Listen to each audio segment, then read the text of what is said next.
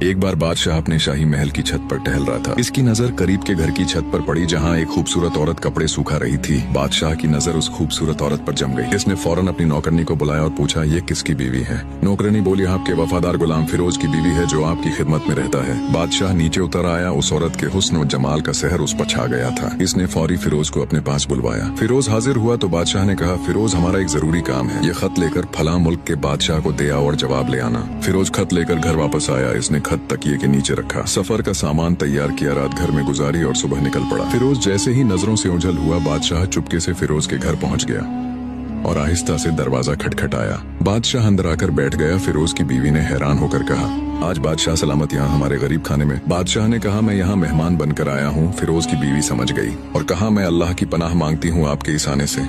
बादशाह गुस्से में आ गया, क्या कह रही हो?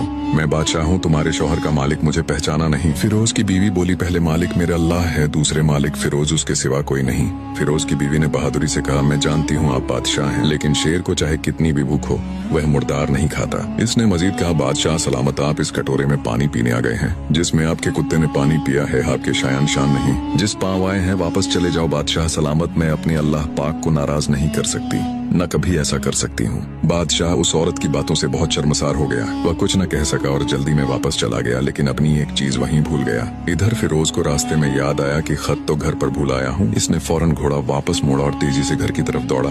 फिरोज घर पहुंचा। तकिए से खत निकालते वक्त उसकी नजर बिस्तर पर उस चीज पर पड़ी जो बादशाह भूल गया था। फिरोज का सर चकरा गया। फिरोज समझ गया कि बादशाह ने उसे इसीलिए भेजा था। इसने किसी को कुछ नहीं बताया, चुपचाप खत लेकर निकल पड़ा। फिरोज ने खत पहुंचाया और वापस आया।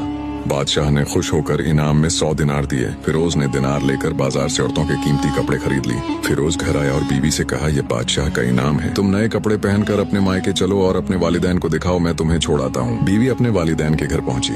वालिदैन ने बेटी को खूबसूरत कपड़ों में और कीमती तोहफे के साथ देखा तो बहुत खुश हुए। फिरोज वापस चला गया। फिरोज ने 1 महीना तक न बीवी का पूछा और न वापस बुलाया। फिर बीवी के भाई आए और कहा, फिरोज वजह बताओ वरना काजी के पास ले जाएंगे। फिरोज ने कहा, चाहो तो काजी के पास ले चलो, मेरी जिम्मेदारी मैंने पूरी कर दी। वह लोग फिरोज को काजी के पास ले गए। भाइयों ने मिसाल दी, हमने बाग, दरख्त, फल और मीठे पानी का कुआं उसके हवाले किया।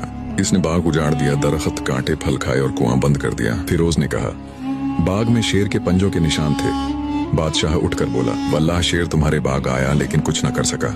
मैंने ऐसी मजबूत दीवारें नहीं देखी। फिरोज इत्मीनान से घर गया। अल्लाह ताला हमें पाक दामन बीवियां और हिकमत वाले शौहर अता फरमाए, हमारी इज्जतों की हिफाजत फरमाए, आमीन या रब्बुल आलमीन।